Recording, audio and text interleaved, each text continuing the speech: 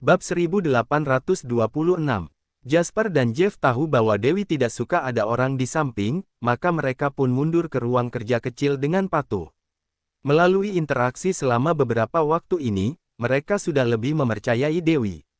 Ditambah lagi beberapa waktu ini, setiap malam mereka berdua menjaga Lorenzo, sudah beberapa hari tidak tidur.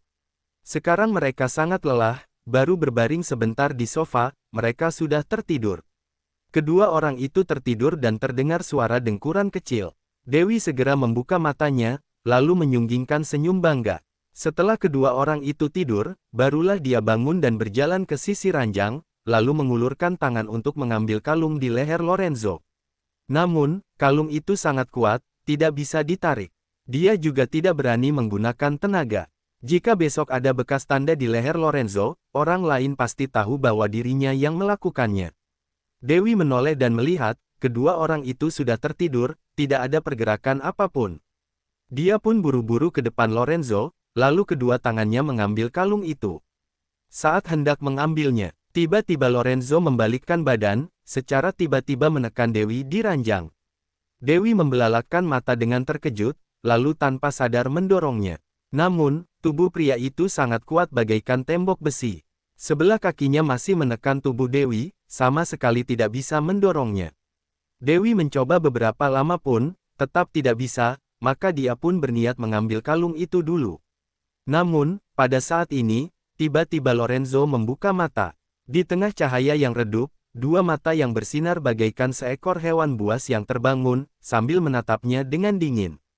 Sekarang posisi Dewi adalah tubuhnya menyamping dan berada dalam pelukan Lorenzo, kedua tangannya terulur ke arah pria itu.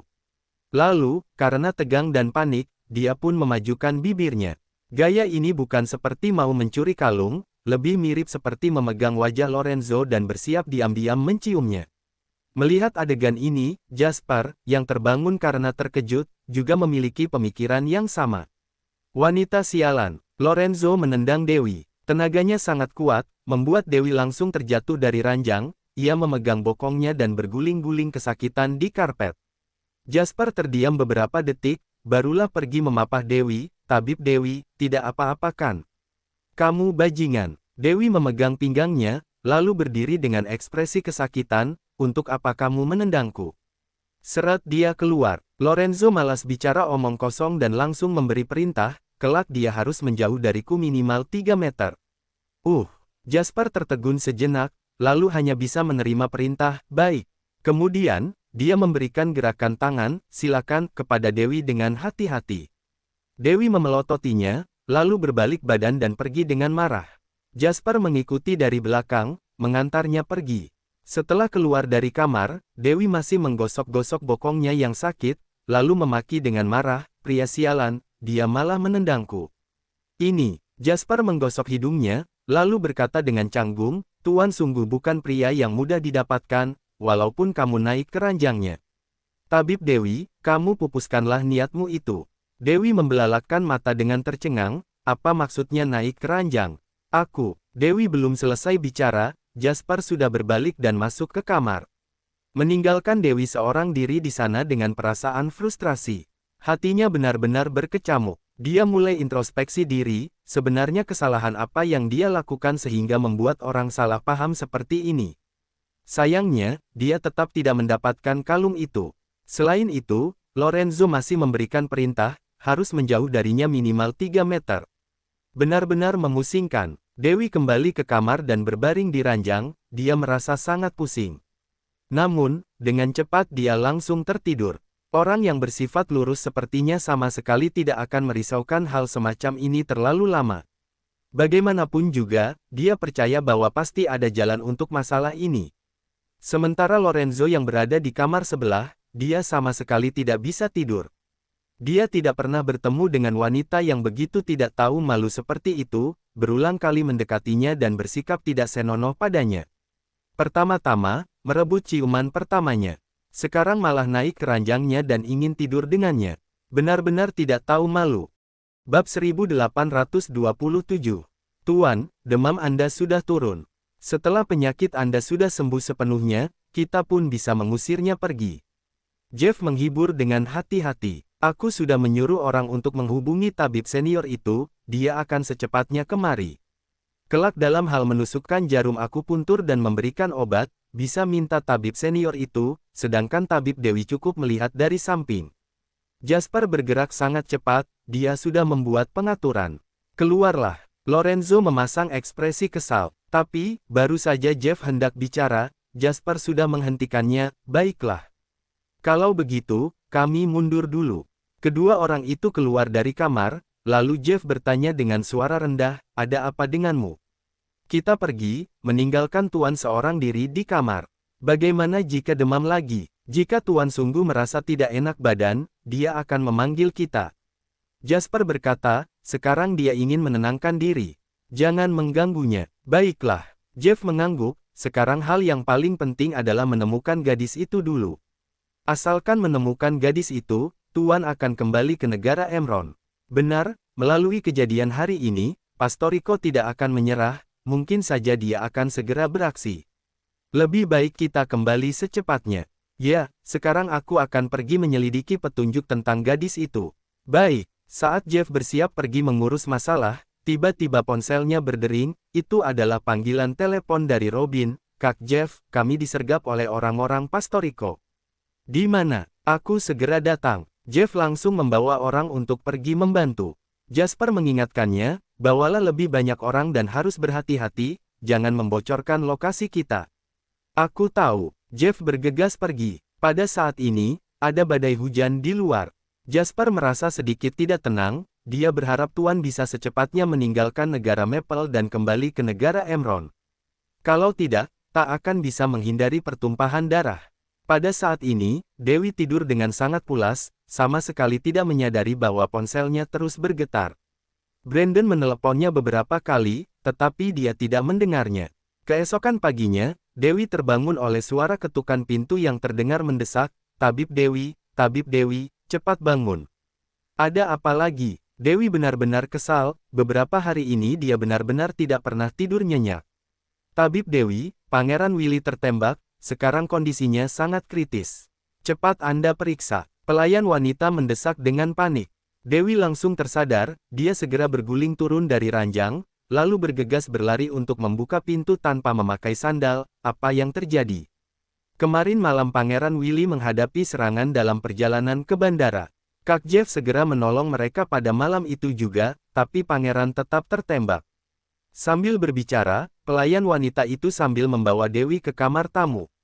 Tertembak di bagian mana? Apa nyawanya terancam? Mereka berdua saling memandang, tetapi Lorenzo segera mengalihkan pandangan dan sikapnya sangat dingin. Dewi menatapnya dengan kesal, lalu masuk ke kamar tamu dengan cepat. Pangeran Willy berbaring di ranjang, wajahnya pucat, terlihat lemah dan tak bertenaga. Jubah putihnya sudah menjadi merah karena terkena darah segar. Pangeran, bertahanlah, Tabib Dewi segera datang, Robin menghibur dengan panik. Tabib Dewi, cepat. Melihat Dewi, Jasper buru-buru menariknya ke samping ranjang, dada pangeran tertembak dan pelurunya masih belum dikeluarkan. Menyingkirlah. Dewi segera memeriksa luka Pangeran Willy, menyadari bahwa peluru berjarak sangat dekat dengan jantungnya. Dahinya berkerut dengan kencang, lalu dia segera berpesan, kotak medis. Baik, Kelly mengambil kotak medis. Dewi mengenakan sarung tangan, menggunting baju Pangeran Willy menggunakan gunting yang sudah disterilkan, lalu mengambil peluru di dadanya. Pada saat bersamaan, dia berpesan, dia kehilangan banyak darah, harus pergi ke rumah sakit untuk transfusi darah. Sekarang tidak boleh pergi ke rumah sakit. Jasper berkata dengan panik, orang-orang Pastorico mencari kami di mana-mana. Bab 1828. Tapi, peralatan medis di sini tidak cukup. Kalau tidak melakukan transfusi darah, dia akan mati. Dewi mengernyit dengan kuat, kalau terjadi masalah, siapa yang bertanggung jawab? Ini, Jasper tidak berani bicara, hanya menoleh dan menatap Lorenzo. Tuan, tidak boleh terjadi apa-apa pada pangeran. Robin sangat panik. Kondisi luka Willy sangat serius. Sekarang membawanya ke rumah sakit, apabila menghadapi penyergapan di tengah jalan, itu juga sangat berbahaya. Lorenzo segera membuat keputusan, perlu peralatan medis apa saja. Sekarang segera suruh orang untuk membawanya kemari. Hanya peralatan medis saja, itu tidak cukup, masih perlu plasma darah. Dewi buru-buru berkata, sekarang aku akan menuliskan daftarnya. Kalian harus membawa semua barangnya ke sini dalam waktu 4 jam. Kalau tidak, akibatnya tak bisa dibayangkan. Aku akan segera melaksanakannya. Jeff segera menjawab. Dewi menuliskan sebuah daftar dan menyerahkannya pada Jeff. Jeff segera pergi mengutusnya dengan membawa bawahan. Robin ikut di belakang, lalu berkata dengan panik, Kak Jeff, mohon bantuanmu. Tenang saja, aku pasti akan membawa peralatan medis dan plasma darah tepat waktu. Setelah bicara seperti itu, Jeff bergegas pergi dengan membawa bawahannya. Dewi mengurus luka Pangeran Willy, menghentikan pendarahannya, lalu menjaganya di samping. Dewi, Pangeran Willy menggumamkan nama Dewi, lalu mengulurkan tangan padanya dengan lemah. Dewi buru-buru menggenggam tangannya, kemudian Pangeran Willy pun tertidur. Melihat pemandangan ini, kening Lorenzo berkerut, hatinya terasa sedikit tidak nyaman. Dia mengira bahwa Dewi hanya bersikap sangat dekat pada dirinya, ternyata perlakuan wanita itu terhadap semua pria sama. Kalian keluarlah, di sini tidak membutuhkan terlalu banyak orang. Dewi berpesan dengan suara kecil. Jasper menyuruh yang lain keluar, hanya menyisakan 2 perawat untuk membantu. Robin dan 2 pengikut menjaga Pangeran Willy di samping ranjang. Lorenzo bersandar di sofa, tidak berniat pergi. Bagaimanapun juga, Pangeran Willy terkena masalah karena dirinya, dia harus bertanggung jawab. Jasper mengambil sebuah selimut dan menyelimuti Lorenzo, Tuan, Anda baru sembuh, harus beristirahat dengan baik. Lorenzo memegang kepalanya dengan sebelah tangan, lalu bersandar di sofa dengan mengantuk. Semua orang sangat khawatir, takut terjadi apa-apa pada Pangeran Willy. Namun, Lorenzo malah sangat tenang, entah karena percaya pada kemampuan medis Dewi, atau karena percaya pada nasib Pangeran Willy. Dewi terus berjaga di samping ranjang, menemani Pangeran Willy dengan tenang. Sekarang plasma darah dan peralatan medis belum ada, dia juga tidak bisa melakukan apa-apa, hanya bisa menunggu. Pangeran Willy menggenggam tangannya dengan erat, sepertinya dengan begitu barulah ada rasa aman. Sementara itu, Dewi juga tidak menolaknya. Meskipun dia tidak mengingat kejadian di masa lalu, tapi dalam hati dia tetap merasa sangat akrab dengan Pangeran Willy. Melihat pria itu terluka, dia pun merasa panik dan tegang. Namun, Lorenzo yang melihat pemandangan ini, membuatnya semakin membenci Dewi.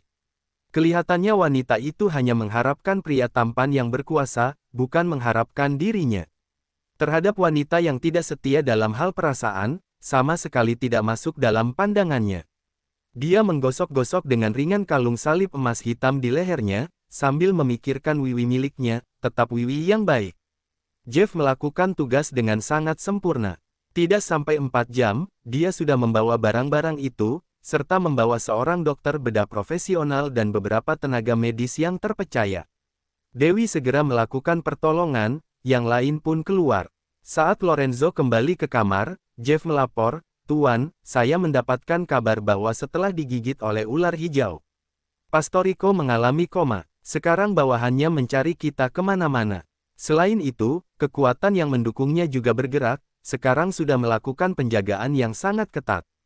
Kini San Francisco sangat berbahaya, apa kita mau pergi secepatnya? Lorenzo diam sejenak, lalu mengangguk, setelah kondisi Willy stabil, kita mundur dulu. Meskipun Lorenzo sangat ingin tinggal untuk mencari gadis itu, tetapi dia harus memikirkan hal yang lebih besar. Bagaimanapun juga, sekarang kondisi luka Willy sangat serius. Jika menghadapi serangan tiba-tiba, takutnya nyawanya akan terancam. Selain itu, dia masih membutuhkan waktu untuk menyelidiki siapa kekuatan yang berada di belakang Pastorico. Setelah berpikir panjang, sekarang tidak boleh berkonflik secara langsung. Bab 1829. Mengerti, kalau begitu aku akan menyiapkannya dulu. Jeff segera pergi. Biarkan Jasper yang pergi. Lorenzo memerintahkan, kamu pergi cari gadis itu lagi, lihat apa ada petunjuk tentangnya. Baik, Jeff dan Jasper segera melaksanakannya. Lorenzo masih tidak menyerah, dia sudah mencari selama 7 tahun, sudah mencari di seluruh negara Nusantara, tapi tetap tidak dapat menemukannya. Dia tidak menyangka malah akan bertemu dengannya secara tidak sengaja di Las Vegas. Hanya saja, waktu itu dia tidak mengenalinya, jadi melewatkannya begitu saja. Lorenzo tidak ingin melewatkan kesempatan ini, ia masih berharap dapat menemukannya sebelum dia pergi dan membawanya kembali bersamanya ke negara Emron. 2 hari berikutnya, Jeff terus berusaha memikirkan cara untuk menemukan keberadaan gadis itu, sedangkan Jasper sudah mengatur pesawat pribadi untuk kembali ke negara Emron. Jika Pangeran Willy sudah stabil, mereka kapan saja bisa berangkat. Setelah perawatan selama 2 hari, kondisi Pangeran Willy akhirnya sudah stabil, sekarang sudah tidak ada bahaya terhadap nyawanya, namun luka-lukanya tetap serius, masih dalam kondisi koma. Sedangkan di luar, Pastorico sedang mengerahkan banyak orang untuk mencari keberadaan Lorenzo dan Pangeran Willy. Tentu saja, Pangeran Willy hanyalah korban yang terlibat dalam hal ini. Orang-orang itu awalnya ingin mencari Lorenzo, tetapi karena mereka tidak dapat menemukannya, makanya mereka berpikir dengan menangkap Pangeran Willy, bisa memaksa Lorenzo untuk muncul. Itulah sebabnya mereka menyerang Pangeran Willy hari itu, menyebabkan dia terluka. Demi situasi keseluruhan, Lorenzo memutuskan untuk kembali ke negara Emron, memerintahkan orang untuk mengawasi bandara. Sekali ada kabar tentang Lorenzo, mereka akan segera mengerahkan semua orang untuk menangkapnya. Oleh karena itu, Lorenzo memutuskan untuk bertindak secara terpisah. Pagi hari ini, Lorenzo memerintahkan Jeff untuk mengawal Pangeran Willy dan rombongannya ke bandara, untuk memastikan keselamatan Willy dan mencegah lukanya kembali menjadi parah. Dia mengatur supaya Dewi pergi bersama mereka. Dewi sampai sekarang masih belum bisa mendapatkan kalung itu kembali. Dia merasa agak cemas, jadi sebelum berangkat, dia berencana untuk langsung berbicara jujur kepada Lorenzo. Lorenzo sedang mengganti celananya ketika tiba-tiba seseorang masuk. Dia berbalik dan melihat bahwa itu adalah Dewi. Dia buru-buru menarik celananya, tetapi dia tidak berdiri dengan stabil dan hampir terjatuh. Dewi buru-buru membalikkan badannya, membelakanginya dan menjelaskan, "Maaf, aku tidak tahu kamu sedang ganti celana. Kamu ini wanita bukan?" Lorenzo sangat marah hingga wajahnya pucat. "Tentu saja, aku wanita tulen." Dewi menjawab dengan sungguh-sungguh. "Gila." Lorenzo memelototinya, dengan cepat mengenakan celananya, katakan, "Ada apa? Terakhir kali aku menyelamatkanmu, kamu bilang akan berterima kasih padaku, tapi kamu belum memenuhinya sampai sekarang." Dewi berkata dengan terus terang, "Sekarang kita akan berpisah, bukankah kamu harus memenuhi janjimu dulu?" "Apa yang kamu inginkan?" tanya Lorenzo. "Ini," Dewi menunjuk kalung di dadanya dan berkata dengan jelas, "Kamu jangan salah paham ya, maksudku bukan kamu, tapi kalung ini." Lorenzo menunduk menatap kalung salib emas hitam itu, kemudian menatapnya dengan curiga, "Ternyata kamu menginginkan ini." "Tentu saja." Dewi tampak bangga, "Itulah yang aku katakan dari awal, kalian yang salah. Kenapa kamu menginginkan ini?" Lorenzo merasa aneh. Kalung ini adalah pemberian tanda cintanya pada Wiwi, selain itu, tidak ada hal yang spesial darinya. Wanita serakah dan penuh nafsu ini harusnya menginginkan uang, kenapa dia bisa tertarik dengan kalung ini? "Tidak kenapa-kenapa, aku suka koleksi kalung ini sangat spesial. Jadi aku menginginkannya." Dewi asal mencari sebuah alasan, dia tidak berani mengatakan lebih banyak karena takut Lorenzo akan tahu bahwa dirinya lah yang menyanderanya di Casino Flames waktu itu. Kejadian itu sangat memalukan baginya, kalau dia tahu, dia pasti tidak akan melepaskannya. "Aku tidak bisa memberikan ini padamu." Lorenzo tahu bahwa dia memang aneh, tapi dia terlalu malas untuk menebak tujuannya. Lebih tepatnya, dia sama sekali tidak menghubungkan wanita tomboy, serakah, penuh nafsu, dan menyebalkan di hadapannya ini dengan Wiwi kesayangannya. Bab 1830. Kenapa? Dewi panik, bukankah itu hanya sebuah kalung? Tidak berharga juga kan? Berisik. Lorenzo sama sekali tidak ingin bicara omong kosong dengannya, "Keluar. Kamu." Dewi menggertakkan giginya dengan marah. Saat itu, Jasper kebetulan mengetuk pintu dan masuk untuk melaporkan sesuatu. Melihat Dewi di kamar dan tuannya hanya mengenakan celana, atasannya pun masih belum dipakai, dia seketika panik dan bergegas keluar. "Kembali." Lorenzo menghentikannya. "Baik." Jasper menghentikan langkahnya, berbalik dengan hati-hati dan berdiri di sana dengan canggung. "Beri dia biaya pengobatannya." Lorenzo memerintahkan. "Baik." Jasper segera menyerahkan cek itu kepada Dewi. "Ceknya sudah disiapkan sejak lama, silakan Anda lihat."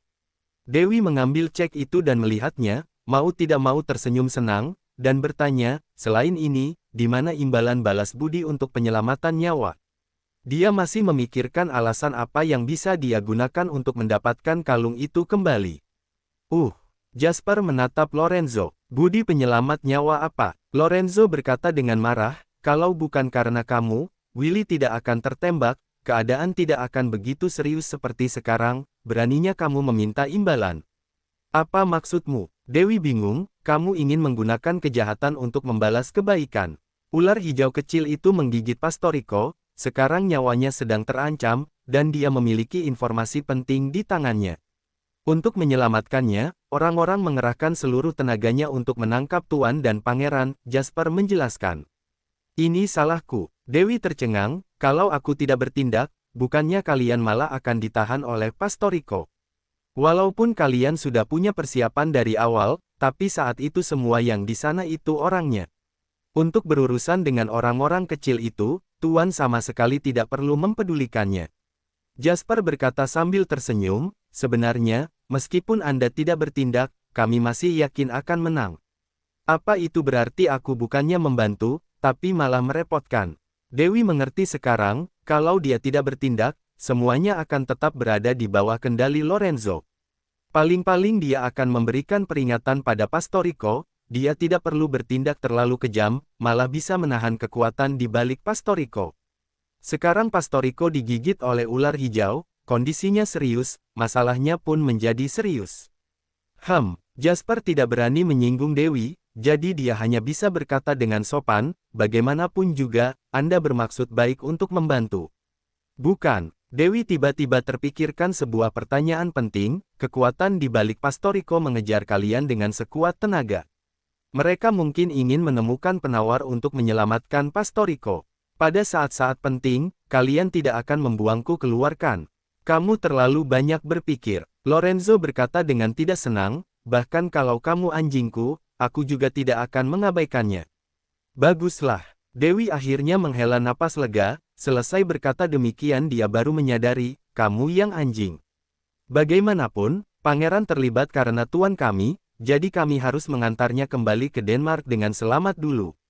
Jasper menyerahkan selembar cek lagi kepada Dewi. Terima kasih atas bantuanmu selama ini. Racun tuan telah sembuh dan lukanya juga sudah membaik. Kedepannya tolong Anda jaga pangeran dengan baik, pastikan lukanya sudah sembuh total sebelum pergi, ini adalah imbalan untuk mengobati pangeran. Apa maksudmu? Dewi mengambil cek itu dan bertanya dengan cemas, kalau begitu, kita berpisah di sini. Kelak tidak akan bertemu lagi. Selesai mengatakan itu, Lorenzo langsung masuk kamar mandi. Wajah Dewi pucat karena marah, orang ini, seberapa inginnya dia menyingkirkannya. Sampai bilang kelak tidak akan bertemu lagi. Tabib Dewi, jangan, menunda waktu lagi, aku antar kamu keluar. Jasper membuat isyarat, silakan. Dewi mengerutkan kening dan melihat ke kamar mandi, hatinya merasa sangat cemas. Dengan karakternya, sekarang seharusnya dia akan menendang pintu kamar mandi dan masuk merebut kalung itu. Tapi setelah dia merebut kalung itu, dia sudah tidak bisa melarikan diri.